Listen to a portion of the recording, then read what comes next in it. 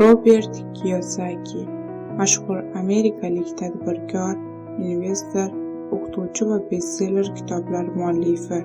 U 1947-yil 8-aprelda Amerika Qo'shma Shtatining Gavayi orollaridagi Hilo shahrida yapon-amerikalik oilada dunyoga kelgan.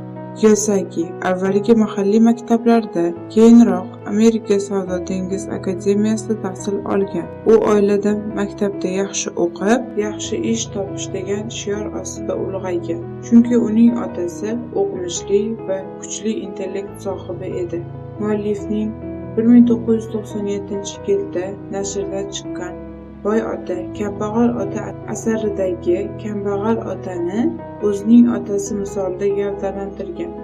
U kitoblar yozishdan oldin o'zining hayot sahifalarini yozib oldi.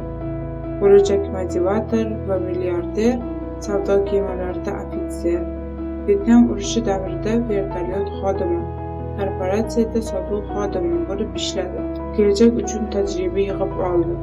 1977-yilda esa o'zining birinchi shaxsiy kompaniyasini ochdi.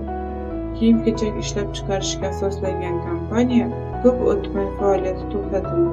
1985-yilda esa Robert ayoli Kim Kiyosaki bilan moliyaviy savodxonlikni oshirish maqsadida Cashflow Technologies kompaniyasiga asos soldi. Shundan so'ng oltin va kumush kriptovalyutalari savdosi bilan shug'ullandi.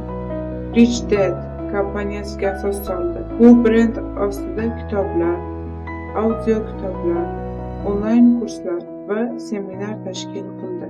Kiyosaki bugungi kunda bir tajribali tadbirkor va muvaffaqiyatli inson sifatida yoshlar uchun master-klass va seminarlar tashkil qiladi. Biznes va shaxsiy rivojlanishga oid 20 dan ortiq kitoblari uni butun dunyoga tanitdi.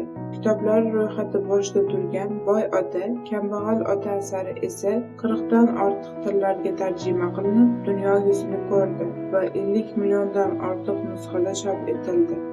Hozirgi kunda esa tajribali motivator, Rich Dad Company brendi ostida ilmiy izlanishlar olib borish jarayonida yoshlarga moliyaviy savodxonlikni tez va tushunarli qilib yetkazish maqsadida loyihalarni global auditoriyaga mos shaklda ishlab chiqmoqda. Uyda o'tirgan ko'p insonlar iqtisodiy tomondan ko'p aziyat chekishadi. Hattoki ular ko'p pul topishsa-da o'zlaridan mamnun bo'lisholmaydi. Balki ularni shunday o'qitishgan yoki sen hech qachon boy bo'lolmaysan, sen buni uddalay olmaysan deyishgan. Mana shunday qilib o'rtahol oilalar paydo bo'lgan. Siz miyangizdagi o'ylaringizni o'zgartirmas ekansiz, pul sizga yordam bera olmaydi. Robert Kiyosaki. Uning fikrlari va hayotga bo'lgan qarashi odatiy biznesmenlardan tubdan farq qiladi.